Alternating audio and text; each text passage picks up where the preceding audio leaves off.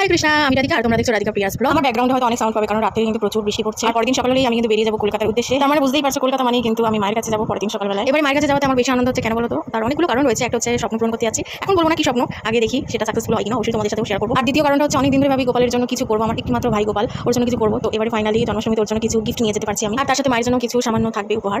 আর এখানে দেখো অলরেডি সন্ধ্যায় চলে এসেছে আর আমি ভিডিওটা অন করে রেখেছিলাম কারণ ও কিন্তু বৃষ্টিতে প্রায় অর্ধেকটা মতন ভিজে গেছে। একটা করে শেয়ার করবো যে আমি কি নিয়ে যাচ্ছি গোপালের জন্য। কারের খুব প্রয়োজন ছিল, অনেকক্ষণ ধরে খুঁজছিলাম, ফাইনালি আমার প্রয়োজনটা মিটিয়ে দিল। প্রথমে আমি যেটা নিয়ে যাচ্ছি সেটা হচ্ছে ফুল, যেটা জন্মাষ্টমীতে মা গোপালকে সাজাবে খুব সুন্দর করে। আর এখানে দেখো জুঁই ফুল রয়েছে, আর জুঁই ফুল কিন্তু অনেক টাটকা। তারপরে ছিল গোলাপ, এখানে সাদা গোলাপ রয়েছে এক বান্ডিল, আর 2 বান্ডিল হচ্ছে লাল গোলাপ রয়েছে। ফুলগুলো কিন্তু অনেক টাটকা আর খুব সুন্দর, কুড়ি কুড়ি টাইপের রয়েছে অনেকগুলো, বেশ এরকম এক প্লাস্টিক ফুল নিয়ে যাচ্ছে। সেকেন্ডে ছিল এই ওটসের একটা প্যাকেট, অন্যান্য ফ্লেভারের থেকে ওটসের এই ফ্লেভারটা আমার বেশি ভালো লাগে, তো সেই জন্য এটা নিয়েছি। আর এখানে ছিল ডালিয়া এক প্যাকেট, তারপরে ছিল হচ্ছে এটা কি যেন নাম, হ্যাঁ আলমন্ড বাদাম। তারপরে ছিল বেশ খানিকটা ঘরে ছোলা টান ছিল, এটা নিয়ে যাচ্ছি কারণ আমার যেহেতু মিক্সচার মেশিন নেই তাই পড়েই রয়েছে। মায়ের কাছে নিয়ে গেলে মা গোপালকে রান্না করে ভোগ লাগাতে পারবে। এখানে ছিল একটা টিফিন বক্স যেটা আমি অনলাইন থেকে কিনেছিলাম, আর মাকে অনেকদিন ধরে বলছিলাম একটা কাঠি চিকেন কিনে দেবো, তো ফাইনালি আজকে নিয়ে যাচ্ছি। তারপরে ছিল কিছু গ্রন্থ।